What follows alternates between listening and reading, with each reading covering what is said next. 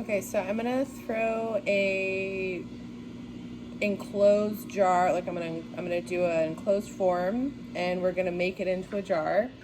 Um, but basically, this first part you don't really need to see, and I'll let you know when you can kind of look over. But basically, this first part is just starting to pull a form, whatever kind of form that may be, more of like kind of a cylinder form, but you could like shape it, and I'll kind of call you over and let you know when it's ready and you can look over, but like, and really start paying attention when I get into that like enclosing part and shaping it more so.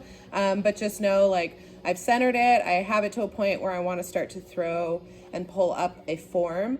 And just for the purpose of it being a jar, you know, you can do jars obviously that are kind of bulb shaped and kind of bowl shaped, but just know that we're going to be enclosing it. So we don't want to do a form right off the bat that's going to be so wide that then we can't get that lip to go, to close. So I would recommend staying more of a cylinder shape to start. And then from there, you can start to make kind of a bulb shape if you want, while still keeping control of that lip. And so I'll get into that here of when you need to start kind of keeping control of that lip. But just so, because you never know how long it's going to take to get the form up. I don't want you guys to be like staring at me and like waiting and waiting. So I'm going to kind of get it to that point where then I can call for your attention and we can see where to go from there. So.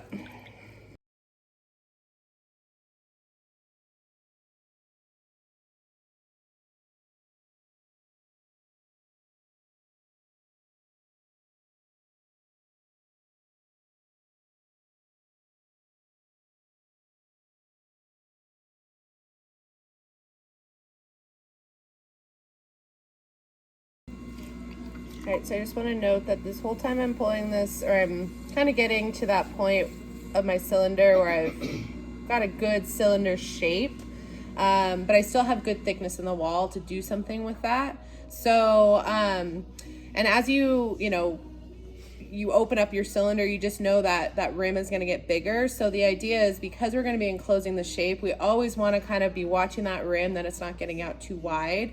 But basically, this is where it really starts to get pivotal point where, if you go any wider than this, then it's really hard to bring it back.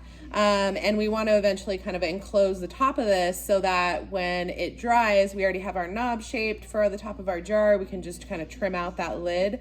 And I'll show you that in the next step. So this is where you can kind of start to pay attention to what I'm doing here as I start to just determine like what I want to do for my shape. So as you can see, I kind of brought in my rim, and anytime we want to bring in our rim, it's just a matter of bringing both hands around that rim and just kind of gentle pressure towards the center, and you'll see that just kind of brings it back in. So I'm just going to go in and continue to build up my height, as well as maybe start to take it out a little bit in shape. And as I do, I'm still watching that my pressure is more so in my pincher fingers at the bottom, kind of grabbing that clay at the bottom so then I can pull it up as I travel my hands up, releasing pressure towards the top. While I'm still keeping mindful that like this hand is always on the outside, kind of keeping that rim in, because the more we can keep that rim in, the easier it is going to be to bring it back to close at the top. So as I'm pulling in, I'm always kind of keeping a smaller opening at the top. And you can see my left hand kind of trails up and helps kind of keep that close as I bring my other hand up. And so it's getting kind of hard to get in there. Oops. And so I'm probably going to kind of call it good there and start to make my way to enclose this. And so basically what I have now is I could enclose the top, and create this like egg shape, but then like, where's my handle, right? So I want to start to create somewhat of like a neck to create a bulb kind of top to enclose. And so what that's going to look like is I'm going to go around kind of halfway down, and I'm going to start to take my hands at the neck, kind of choking it in a little bit.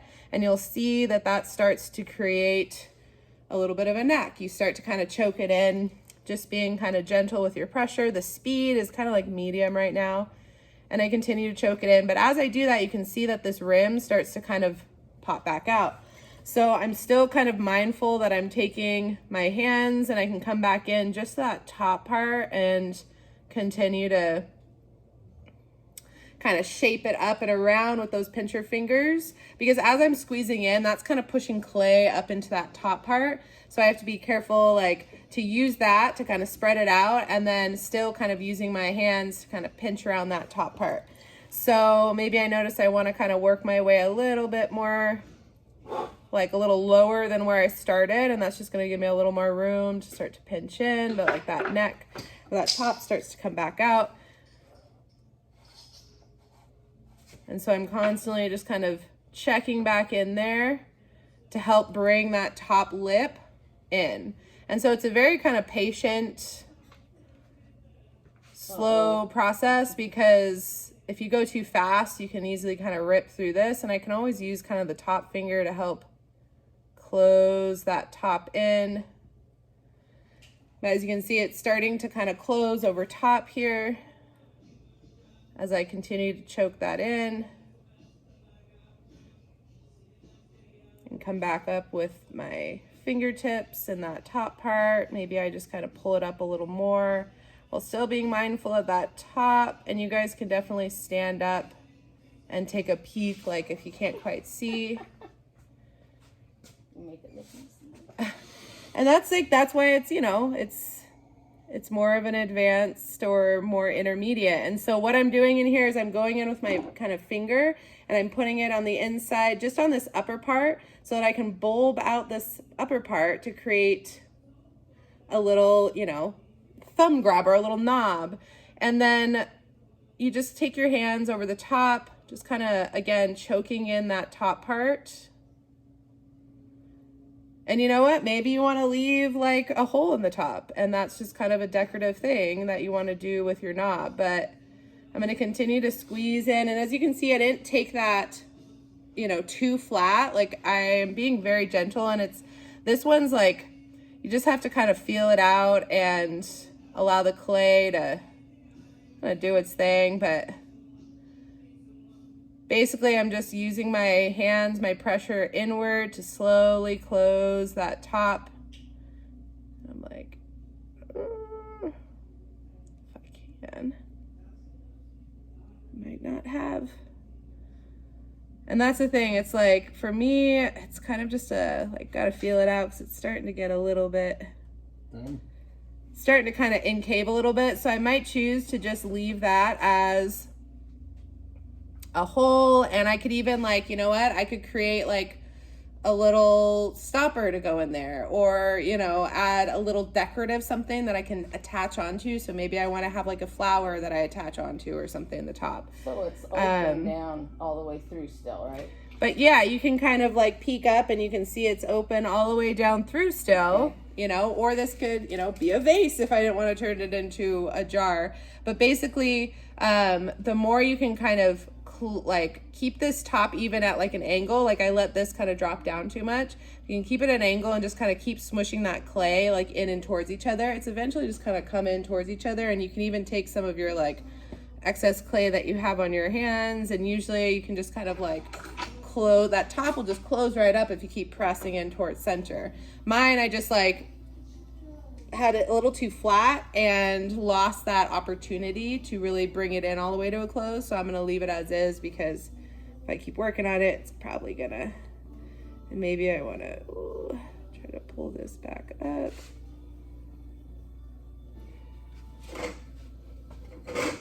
And there's always, you know, pointing over, like, should I just stop? There's always that question. But as you can see, as I get like, you know, smaller spot, I get a little daintier with my fingers. And this is the hard part, is there's a lot of water that might be in there that, well, it's starting to wiggle. That's why I'm like, maybe I should stop. And actually, you know, maybe I can save this. I'm going to kind of I kind of just like brought that wall back up. and we'll see if we can close the top that way. Yeah, okay. Maybe.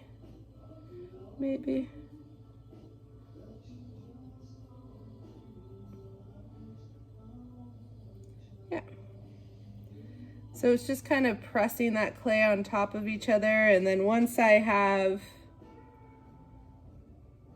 that pretty much closed up, maybe then I want to press it down into somewhat of a knob. You know, and you can always go back in here, but you have to be careful because it's starting to get like the likelihood of that twisting right off of there could be very, very likely. So I was able to kind of close that back up on the top there, and then now it's all hollow on the inside, right? So it would be a matter of letting this dry, and I've got a piece over there that should be pretty ready to trim off that top part, which is this next stage of having an enclosed form like this that you could then turn into a jar. Is you would just find your spot where you'd want to kind of separate the lid, and before I go further into that, I'll get this one off, I'll get the other one on so I can show you kind of more so how you what angle everything and kind of get that.